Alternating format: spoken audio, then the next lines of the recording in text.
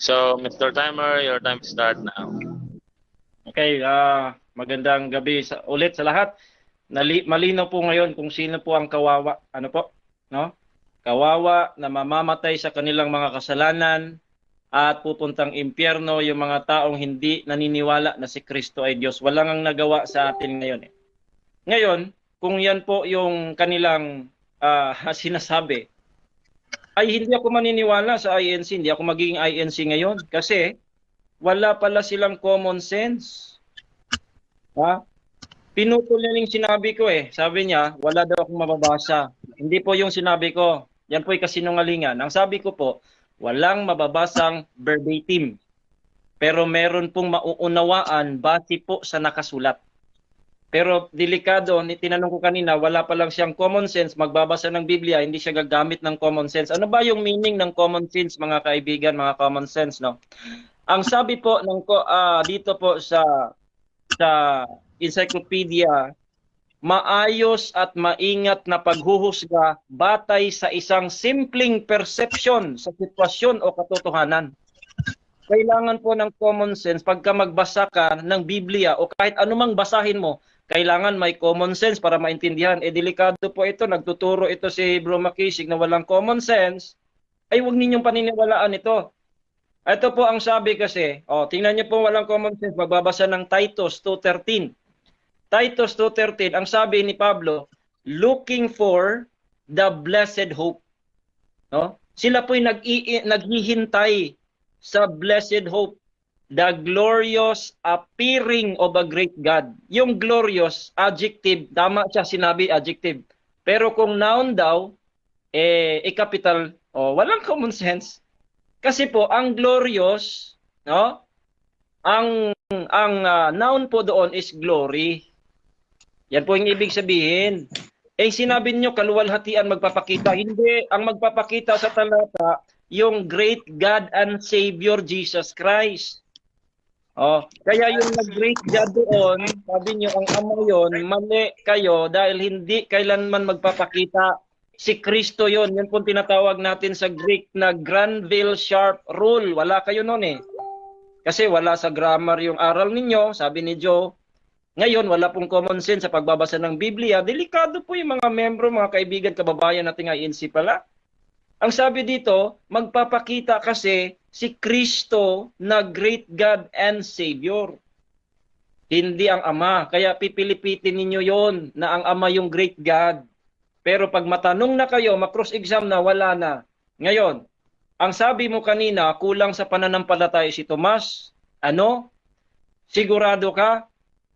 No? Malinaw po, pinipilipit na naman yung talata. Ang sabi ni Kristo sa 27, yun po yung pagkasabi ni Tomas na hindi siya maniniwala kung di makita. Kaya sinabi ni Kristo, ngayon nakita mo na ako. Sige, hawakan mo. Pero nung sinabi na ni Tomas na my Lord and my God, ang sabi ni Kristo, ngayon Tomas na nakita mo ako, sumampalataya ka na ba? Yun, huwag niyong pipilipitin mga INC. No? Ang sabi niya, sumampalataya na si Tomas dahil nakita. Kaya sinabi ni Kristo, mas mapalad yung sumampalataya kahit hindi nakakakita. Si Tomas nananampalataya nung nakita niya. Huwag niyong sabihing walang pananampalataya. Kayo naman di na kayo mag-ano ng pamamilipit ng talata. Ang sabi po ng 1 John 5:11, God has given to us eternal life and this life is in His Son. Sino yung eternal life? Ang sabi doon sa 1 John chapter 1 verse 2, for the life was manifested and we have seen it and bear witness. Nagpapatotoo po si Juan. Kaya yun ang tanong ko kanina. Ang pinatutuhanan ni Juan, si Kristo, hindi Ama. Kasi ang Ama, ang nagpapatotoo yon noon, si Kristo. Si Kristo nagpapatotoo sa Ama. Pero ang nagpapatotoo kay Kristo, si Juan. Si Juan yung nagsulat dito. Ang sabi niya, bear witness and show unto you that eternal life which was with the Father. Hindi pala ang Father kundi si Kristo. Kaya noong sa 5:20, sinabi dito na ayaw nilang tanggapin si Kristo. Sabi ni Juan, and we know that the Son of God is come and hath given us an understanding that we may know Him. That is true. And we are in Him. May talata ba? na nagsasabi doon? Even in His Son, Jesus Christ, this is the true God and eternal life.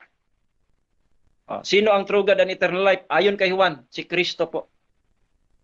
Ang Ama, hindi natin dinideny na siya din po ay true God and eternal life kasi kaisa po sila. Yung John 10:20, sabi mo layunin, John 10:30, layunin, hindi lamang layunin yon. Dahil kung layunin yon, hindi babatuhin. Ito po, konteksto. Basahin nyo yung 38. Huwag mo kasing i-skip yan. John 10:38, ang sabi ni Kristo, walang taong makapagsabi nito na totoong tao o tao lang talaga, kundi Diyos tao na si Kristo, sabi sa 28. Ito, mga INC. 38. But if I do, through, though ye believe not me, believe the works, that ye may know and believe that the Father is in me and I in Him. Where is the Father? The Father is in heaven. Our Father which art in heaven. Bakit sinabi ni Kristo, the Father is in me and I in Him? Bakit? Kaisa sila eh. Huwag mong sabihin layunin lang. Si Kristo, sabi niya, ang Kristo nasa akin at ako ay nasa loob ng Ama. In, yung sinabi. Conjunction na in. Maraming salamat po mga kapatid. Maraming salamat sa patuloy na pakikinig sa aming mainit na debate. So itong conclusion na ito, i-recap natin lahat ng tinindig niya, lahat ng pagsagot niya, at lahat ng mga sentido komon na binabanggit niya sa kanilang aral ng Baptist. So unang-una, ang statement niya na binanggit, hindi sinabing ibinigay kay Kristo yung buhay na walang hanggan. Statement yan. Sagutin natin, hindi ba ibinigay kay Kristo yung buhay na walang hanggan? Babasahin ko lang uli yung talata dito sa 1:17, talatang 2. Gaya ng ibinigay mo sa Kanya ang kapamahalaan sa lahat ng laman upang bigyan niya ng buhay na walang hanggan ang lahat ng ibinigay mo sa Kanya. Tanungin uli natin, no? Sabi ni Pastor Ray, hindi ibinigay kay Kristo yung buhay na walang hanggan. Ano sabi ng Biblia? Ibinigay kay Kristo yung kapamahalaan ng buhay na walang hanggan. So, maliwanag, kontra-kontra, at sentido komon o common sense na naman ang ginamit ni Pastor Ray. Ano pa? Yung ating paksa na tinatayuan. Ang paksa na tinatayuan ni Pastor Ray, patutunayan ko, si Kristo ay tunay na Diyos. Tinanong natin yung kaibigan natin, nabasa mo ba na itinuro ni Kristo o ng mga apostol na si Kristo ang tunay na Diyos? Ang sagot niya, wala akong nabasa. Gagamit lang tayo ng common sense. So, ang aral ng Baptist ay galing sa common sense. Hindi nakasulat sa Biblia. So, maliwanag, tayo naman. Alin ba yung aral natin? Ang aral namin, si Kristo tao. Nakasulat ba sa Biblia? Yes. Ang aral namin, yung Ama ang tunay na Diyos. Nakasulat ba sa Biblia? Yes. Ang aral namin, no, si Kristo Panginoon. Nakasulat ba sa Biblia? Yes. Ang aral namin, si Kristo nilalang at hindi man lalalang. Nakasulat ba sa Biblia? Mateo 1:18, no? Yung pagkapanganak kay Kristo. Maliwanag doon, no? Dito pa lang sa mga tagpong ito nakasulat na sa lahat ng banal na kasulatan at napatunayan natin na si Kristo ay hindi tunay na Diyos. Bakit natin nasabing napatunayan natin na si Kristo ay hindi tunay na Diyos? Sapagkat si Kristo, meron siyang ipinapakilalang iisang tunay na Diyos. Sino yung ipinapakilala niyang iisang tunay na Diyos? Walang iba kundi yung ikaw na binabanggit niya sa John 17:3. Hindi sinabi ni Kristo na ito ang buhay na walang hanggan, na tayo at anak, makilala nila na iisang Diyos na tunay. Hindi sinabing ganun. Maliwanag, verbatim. Ikaw ay makilala nila na iisang Diyos na tunay. Sino yung ikaw? Hindi po plural yung ikaw, ha? Ipagka sinabi mong ikaw, definitely, isang being. O sa ibang termino na ginagamit nila, isang persona. No? Isang katauhan sa ibang pangungusap, isang katauhan o isang being. So, malamang sa malamang, hindi kasama si Kristo doon. Bakit binanggit na si Kristo sinugo? Ang sabi doon, nakilala si Kristo bilang isang sinugo ng Ama. Doon ka magkakamit ng buhay na walang hanggan. Kaya dito pa lang sa ating pagkonklusyon, maliwanag na kawawa ang mga Baptist. No? Pasensya na kayo mga kaibigan namin Baptist. Masakit man ang katotohanan. Pero napupunta kayo dito sa unang binanggit kong talata. Dito sa ikalawang Tesalonica, babasahin ko lang uli.